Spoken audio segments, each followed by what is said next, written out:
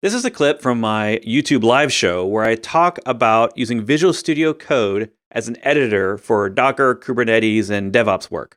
I go through some of my previous editors that I've used before Visual Studio Code, why I like VS Code, and some of the extensions I use day to day. So check it out.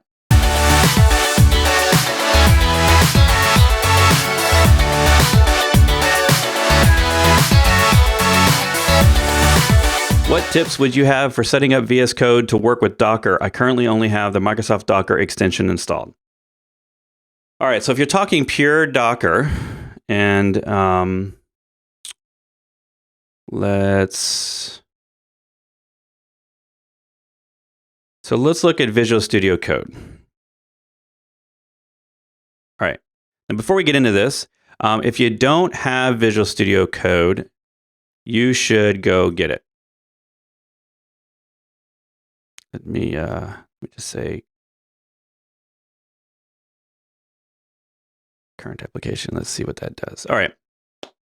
Visual Studio Code is a free editor from Microsoft. Hopefully, most of you have heard about this by now. It's a few years old, and you can just probably Google it, VS Code. So this is a completely free editor from the new Microsoft, and the only thing it has to do with Visual Studio is really just two things. One, the name, and that's really it. And the second one is that it comes with IntelliSense built in, a little bit of that thing that we have in Visual Studio that allows for intelligent code analysis and gives you, the pop-ups with, like it shows in the screenshot here, on when you're typing things out. It'll try to help you along with language, verbs and stuff like that. So the nice thing is that's all built in. The reason I like VS Code, even if you're not a developer, is because it comes out of the box with a lot of the things that you need as either an ops person or developer, or if you're doing anything in Git, like markdown files or readmes. This has all of that. It has spell check, it has markdown awareness, and a lot of the languages, it just works out of the box.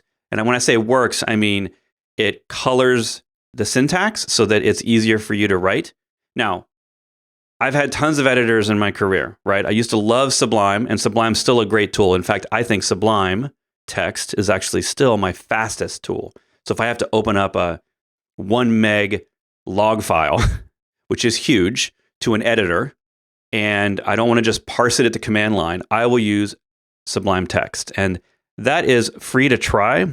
If you use it significantly, I would recommend buying it. It's not that expensive, and it's really just a couple of people that develop it. And it's what used to be one main person, but I think he brought on someone else to help. And this one's been around for years, and people have loved it. In fact, I would say that this was one of the original best GUI editors for sort of general open source language work. And a lot of the things that Sublime did got passed into future editors. And so if I looked at my career and I went back 15 years, Sublime Text was, probably my replacement for way back in the day on Windows. Remember, it's still a relevant thing, but you remember Notepad 2? Or no, it was Notepad++. Sorry. So Notepad++ was this thing in the 90s. We had it way long ago, and people still use it. It's still a great tool, but it's really, at least the last time I looked at it, it was really came out of the box just as a notepad. It didn't really have language support. It wasn't a developer tool per se. And then Sublime came along, and out of the box, it was it was designed to be a developer's editor. So not a full IDE, but a light editor. And then they came out with something called Package Control, which was a third-party tool that you had to install. But what it did was it gave you a bunch of packages. So you could start downloading third-party stuff from anyone who was making it.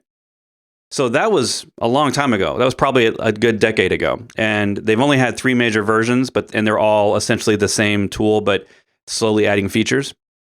But the challenge with that was it didn't have a package manager out of the box. It didn't support a lot of things out of the box. So you had to go find out what to add. And it wasn't even really the main developer that was managing all of that. They were just focused on the editor itself. So then, maybe 7-8 years ago, something like that, we heard about Atom. I think it's Atom.io. So Atom was made by GitHub, and it was a really interesting thing that a company that was making a source control tool released an editor. And this was a really great tool too, because Sublime Text was good on, I think Sublime Text supported Windows, Mac, and Linux. So that was like the holy grail of editors, was one that could support all major OSs, right? Then Atom came out, and it was built using JavaScript and actually runs on Node. And they built something that the underlying component of Atom was called Electron. And so they built this framework or library for GUI tools. And then they built Atom. They actually released Atom first, and they said, hey, this is a great code editor, works great with GitHub. And then it got instant, a lot of the community just loved it, started adding all sorts of new third-party tools to it.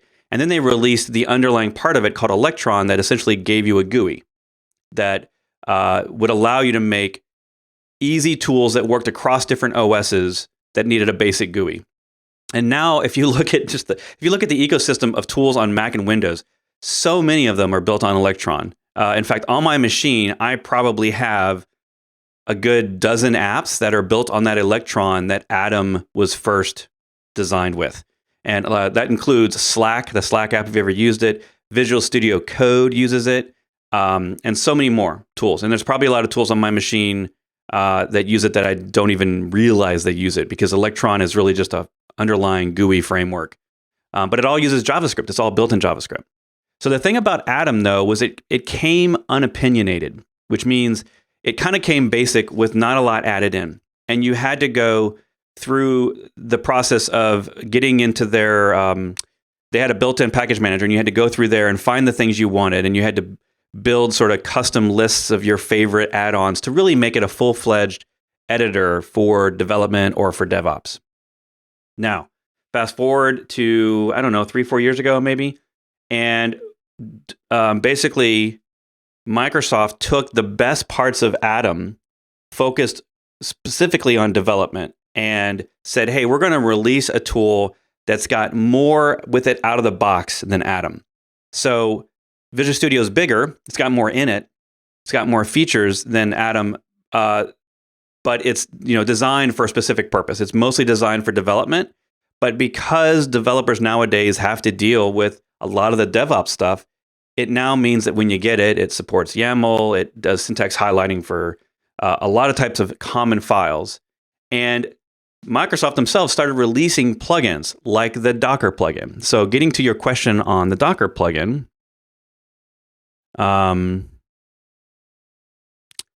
if you're looking at the editor, if you just install the editor, and again, this one works because it's running on Electron. It supports Mac, Windows, Linux.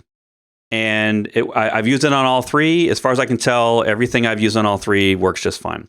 And it's got some really crazy features that I don't see really happening other places, especially with this ease of use. One of those we'll get to in a little bit if we have time is Live Share, which allows you to essentially sync your code with someone else and pair program over the internet in real time through a secure connection that has sort of a key that you have to have in order to get in there. And it's one of the easiest ways, if not the easiest way, to pair program. Now, both of you have to be using Visual Studio, but it's really great for helping someone with any file. Like it could be a Docker file, doesn't have to be programming. It could be a Docker file, YAML file, a README file, and you could have multiple people in there working at the same time. So that's pretty neat. And you're not screen sharing, right? You're just sharing the files and the file changes underneath. It's basically Visual Studio Code keeping track of where everyone's at in the file and allowing you to work together. And it's free. It's pretty great. But Microsoft built that. So I feel a little bit safer about doing that. And plus when you're using it, there's an escape key that basically kicks everyone off. So in case you have someone that's misbehaving. All right. So let's talk about plugins real quick. So what I should have done was give you a generic editor with nothing in it, but I didn't do that. So I'm just going to show you what I have installed. Now, the Docker one is what I would say the first thing you should do. In fact, the nice thing about Visual Studio Code, and I'm not sure that other editors do this. Actually, that's not true. I know that Sublime Text definitely does this. when you open up a certain file type, if there are extensions that would be helpful and they're sort of validated as being safe, the editor will recommend those to you to add. So when I open up a Docker file, it'll say, hey, you should try the Docker extension. When I open up a Python file, it says, hey, you should try the Python interpreter, stuff like that. And a lot of that's how I got these. It wasn't me spending all my days trying out different extensions.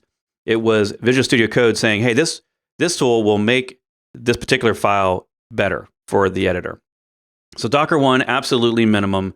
And the first thing you're going to care is that it's going to give you syntax highlighting for Docker files. And I believe also for Compose files. And it's more than just syntax highlighting. So if you open up, open up a Docker file. So if I came up here and I said node, let's see. It should, yeah. So it's showing me real-time results from Docker Hub, right? So this thing is queuing it's basically pinging the API of Docker Hub and pulling down images. So I could say like the long-term stable on Alpine, something like that, or just the latest if I didn't care. And I don't believe this works with other registries, although, hey, there might be an option inside this Docker plugin for you to add your other registries. So the other thing it does, besides all that cool syntax stuff inside of your Docker files, is it allows you to see containers on your machine. So this is talking to my local machine by default, and I'm running on a Mac, so Docker Desktop. And it lets me see containers, images. If I want to manually connect to other registries, I can here. I've actually not used this that I recall, but it would potentially allow me to interact with that. I don't have any networks, it seems, or the networks isn't listed, so that's there. So that's like 101. You should just get that, and you'll discover the features. And of course, all these extensions, all the good ones at least. Let's go down here. Have good documentation. So when you go into your extensions and you click on one, you'll be able to scroll down, and it should have. I don't know why mine says preview, but I've been using it for years. I don't know why it's preview. But it'll give you basically all the different features of this tool, right? And if you're in Visual Studio Code, you have this pull-down box, basically. It's like an intelligent command prompt in the editor. I'm trying to remember what they call it.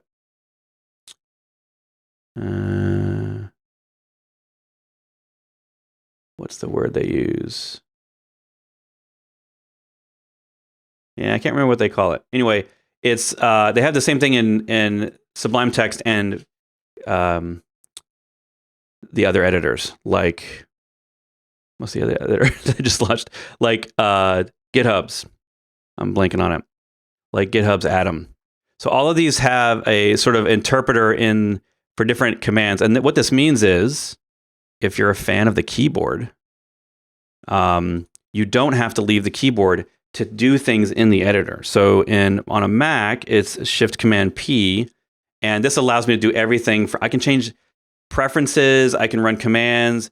So when you install the Docker extension, you get Docker commands here, and you can just do Docker and see how I've recently used Docker Compose up, Docker Compose down from here. This means I can stay in my editor and not have to run to the shell real quick. Now, a lot of these editors come with a shell feature built in, so you can, inside your editor, if you really don't want to have separate windows, I prefer to have separate windows. I like to Alt-tab essentially back and forth, or Command-tab back and forth between my different windows. Some people like all their stuff in one. It's just a preference.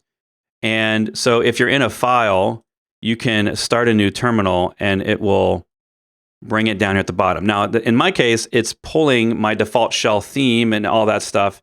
So I'm using ZSH. So it'll look a little different for you based on what your shell default is for your login, and whether it's Bash or ZSH. And you can have multiple shells in here. There's all kinds of stuff, right? So I can do my Docker stuff, and you'll notice that it's in the directory that my code is in. So that all works. Yeah. Command palette. Thank you, Robert. It's the command palette is that pull down. I couldn't remember the word for that.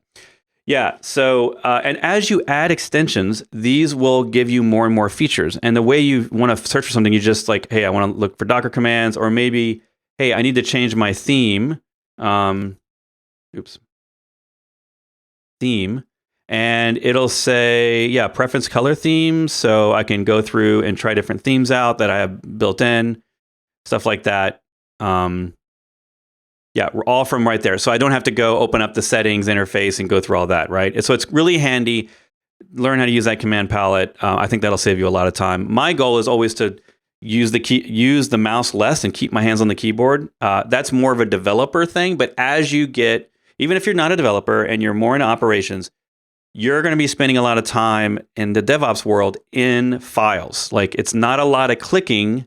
The goal of DevOps is automation, and that means you're going to be in files. You're going to be in YAML files and Docker files and Toml files and JSON files, stuff like that. And that means you need a good editor. So, all right, moving on. The Docker one is one of mine. Let's see. Let's go back to extensions. I'm just going to run through these real quick. So, I open up an Ansible file in an Ansible directory, and it recognizes that format and says, hey, would you like the extension for Ansible? That gives me the syntax of what that is. Let me just close that terminal. And you'll notice, by the way, this is from Microsoft. So realize that just like browser plugins, editor plugins you need to have some sort of trust. Right? You shouldn't just go and blindly install things. This is how you get viruses. This is how people steal stuff. All these things in your editor aren't necessarily validated by Microsoft.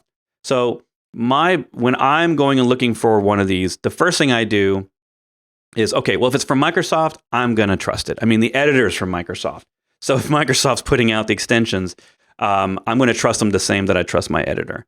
And of course, having the number of downloads and the stars helps with validation. It may not be the only thing you want to do, but it helps me validate that 250,000 people have downloaded this tool, and that it's high enough stars that it's probably not, it's only rated by 7 people. So that's not a really popular one. But Beautify is a common, this is not necessarily a product, but Beautify you will find in other editors as well, and it helps for massaging your code. So if I get a file that is, the line endings and carriage returns aren't set up correctly, and this is important for readability, I will use Beautify to straighten all that out. And so they kind of show you, they might have a screenshot here. No, guess they don't. But if you Google Beautify, you will find that there's probably Beautify for Atom, maybe even for other stuff, maybe for Vim. And because I know I've used it in multiple places. And I eventually will always add this because I get a file from someone that is either minified or it's, all the spaces are taken out, and it's really hard for me to read even with wrapping the lines. So Beautify will take what sort of the defaults for that language and cause the file to look visually easy for editing, right? So if it's a JSON file, it will break it all up so that it has the right indentation and all that, because you don't necessarily have to have that in JSON. And so you might get a minified file that doesn't have that. This is common when you download files from like websites and you're looking at CSS maybe or HTML. So maybe if you're a web programmer, this is going to be common for you. I added C# only not because I'm a C# developer, but because I was on a project where C# is needed. And as a DevOps person, you often will need to open up a few of the files for these apps that you're basically responsible for deploying, right? So one good thing that I recommend to junior people who are doing DevOps is learn the basics of each language. And I don't mean learn necessarily how to program in the language, but it's important that you understand for language and frameworks where configuration is always held, right? What's the conventional way for holding configuration values? For example, Laravel, right? If you're in PHP world, you probably know of Laravel. That has its own conventions for where to store configurations, like the database username and password, stuff like that. So if you're exclusively an operator or someone who's just doing a DevOps role and you're not one of the programmers, those are the things you need to learn. You need to basically learn the basics of where PHP stores its configuration settings, which is PHP INI. If you have to deal with Node apps, you probably should learn a little bit about the package.json file, because that's where all of Node apps configurations are normally stored. So you do this long enough and you have basically experienced every major language and where to store stuff. So I'm sure that I had a project sometime that said, hey, you've opened up a C# file. Would you like to download the extension? And to at least make it easier for me to read, because the syntax highlighting to me is like one of the most important things for readability. So this would give me the syntax highlighting, right? CloudFormation, if you're someone who's on AWS, this will give you CloudFormation syntax awareness, and it might even give you drop downs for different things. Some of them, I was going to say, some of these give you examples visually. But if you're using JSON or YAML, this will help you in CloudFormation editing or creation, stuff like that. Let's see. Chrome debugger is just for connecting to Chrome and working on a debugger, using Chrome as your debugger a little bit. I add in some Git history one so that I would have some Git options more in my command palette. And I don't know that I use this one a lot. It's very popular, but one of the other things that it does visually is it allows me to see, I think it's the one that allows me to see changes, or maybe it's just this. Okay, this isn't the one for changes. This one shows me basically the Git log inside my editor. So, and I'm thinking I'm not sure if there's another GitHub one or Git. Anyway, if you don't see it right out of the box, if you're in an editor that, if you're in here and you're in a file and you change something, see that little green line? I'm pointing at my screen like you can see that. See that little green line? That is, I believe the default out of the box is that the editor will understand that this is a new line that hasn't been committed in Git. So you can notice down at the bottom, by the way, it knows what Git branch I'm on. So that, and I believe that, again, I think that's built out of the box because I don't see an extra extension there. Let me know in chat if you think it's an extension, but I don't see one there for Git. So it looks like I have Git history, and that's about it. So yeah, so I think that comes out of the box. So a benefit of VS Code there is that it understands Git and will give you those basic features of Git that you wouldn't necessarily get. You wouldn't achieve unless you had them. Someone's Biker's mentioning Git Lens. Not sure what that one does. So if you want, throw in the chat as an extension there. Go language. So a lot of these are just language helpers, right? Go language. This one's officially from Microsoft. JS Hint is something that allows me to run a linter. So there's JS Lint and there's JS Hint. I use JS Hint. And that allows me to run a linter to ensure my code is following standard conventions for the language. For JavaScript. Now there's the Kubernetes one, which I don't know a lot about. Quite frankly, I haven't done a lot of Kubernetes deployment stuff from in my editor, so I'm not exactly sure. I think I probably have it here for syntax highlighting in deployment files, right? So if you're doing anything in Kubernetes, you probably are doing that in YAML, and because kind of like Swarm stacks, everything is YAML in Kubernetes, especially for production. Maybe not for local testing, but when you're in production, you're doing everything with YAML. And so this one probably gives me some kube commands in the command palette. Yep. So I can do stuff like that inside here that I didn't have before, right? And that's going to come in from the extension. And Live Share is the other really good one. Now, if you're in a team or if you have someone that you're learning with or working with, Microsoft's Live Share is a great tool. There's tons of examples. You can go on YouTube and search for how people use it. But essentially, I don't know if it has it doesn't have a GUI necessarily, but it even shows you the step-by-step going on here. I did with a friend, Kevin Griffin, we did do a live show on Twitch a couple months back where we showed off live sharing, but I'm sure that's fallen off Twitch by now and I didn't save it.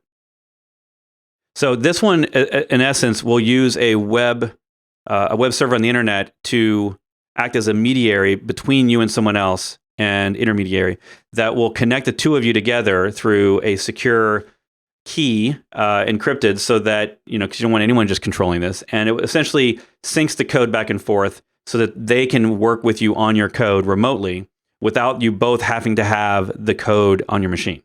It's pretty cool. So you think of it as like having one person with their own repo, and then you're going to have someone else with Visual Studio Code connect in and talk to you, basically see what you're seeing and look at the file you're currently looking at. And you can control some of those settings, like can they open up any file in this directory? Can they only see the file that I'm currently working on? Stuff like that. And then it allows you both to edit and work in real time. And they can even, I believe, run a server to run the code live on their end, as well as you doing it on yours. So it's pretty fancy. It's way more advanced than I thought it was when I first started trying it. All right, so the other couple of things I just want to mention is I do tend to throw in a couple of markdown things, because if you are someone involved in Git, you're eventually going to deal with markdown files like README markdowns, .md files. And I use linters, I use shortcuts because I'm constantly writing my documentation in markdown format.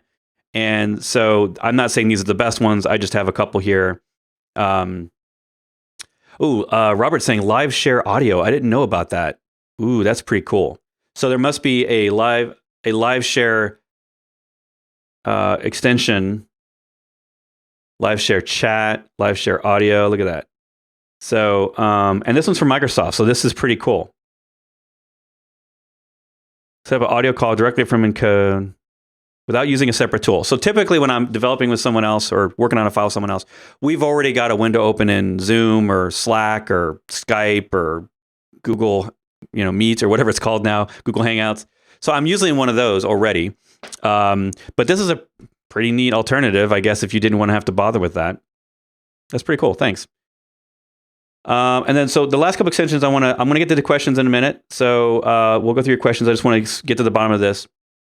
So I add some more YAML support in here, and I'm not sure exactly why I did this. This may add more YAML features. It sounds like it's got Kubernetes features built in it as well. So this is from Red Hat. They run OpenShift, right? So they now, I think, hire a lot of the Kubernetes developers. So their invested interest is in people having access to good Kubernetes tools. So I added this one. Not sure why I added it, but there's some examples here that show you what they can do. Someone's handwriting a YAML for Kubernetes, it looks like. So that's pretty cool. The last one, though, I want to mention is if you are a Vim fan, we'll get to a Vim in a minute, but if you're a Vim fan, I like to Vim everything. So what I mean by that is that if you're someone who's learned some of the basic, and I mean just the basics of Vim, moving around a Vim file, right? A file in Vim, right? If you've learned the right hand keys for moving around, even just that, if you would like that experience in other editors that aren't Vim, or even in your browser, where you would like to scroll up and down the page with, JK and doing stuff like without leaving your keyboard, you can do that. And so over the years, I have adopted lots of Vim plugins for other editors, for Chrome, and it basically allows you just to stay on your keyboard using the Vim keys that you are used to in everything else you do. And if you just start looking for Vim plugins and stuff, like you'll probably find Vim plugins for everything. I probably have 5 other programs that I need to put Vim into just so that I can Vim all things all day long. And what that does in here is if I'm in a Docker file, and you'll see down at the bottom, now that I have this Vim plugin, you see how it says normal. So if you're a Vim person, you know that there's 3 modes at least 3 modes in Vim. And so I can move around the file. I'm not using my up-down keys. I'm using JK right now, and I'm moving up and down the file. And then if I want to get into writing mode, I would hit I to insert, and you'll notice that down at the bottom, it now says I'm in insert mode. And if I were to hit escape, then I go back to normal mode. And then if I highlight, I go to visual mode. So these are the 3 standard modes that most people are interacting with in Vim. And that plugin allows me to do that in Visual Studio Code. Because once you're used to doing stuff at Vim at the command line, if that becomes your thing, trying to use a visual editor gets very frustrating because you're so used to using your keyboard keys that going to using the arrow keys or your mouse to do stuff gets pretty dicey, pretty frustrating. The cool thing about doing this in here is that I can disable it, right? I can go in, if I don't feel like it today, I can just go in and quickly disable the extension if I just want regular editing and not have to have the Vim. And then the other thing this allows me to do is I can use regular shortcut keys. Like if I wanted to use, Command C to copy in Mac, I could still do that, or I could use yank in Vim, like a Y key to yank it out. I can use either or, and it just works. And then I can paste with either the Vim key or with the Mac key, or Windows keys. And so it gives you that flexibility that if you want to be in Vim, you can, but if you forget and you're using regular shortcut keys, it will be forgiving. So that's true. I've tried it in Atom. I think I've pretty much done it in Sublime Text and every other editor. And if you're into Chrome extensions, go look up a Chrome extension, Vim something. I just look up Vim and look for the most popular one. I don't use it currently, but for years and years when I was spending way more time at the keyboard when I was on large projects where all I was doing was editing files all day. When I would go to my browser, I would want to use the JK to scroll up and down. If I wanted to, I don't think I used the I to insert or anything like that, but it had a lot of neat little utilities. You could search the page by hitting your search parameters that you would do in Vim. It worked really great. Thanks for watching. Click the subscribe, and the notification bell down there will let you know when I go live every week to take your questions on Docker and DevOps. You can watch these videos over here, or you can just go watch those cat videos you've been meaning to watch.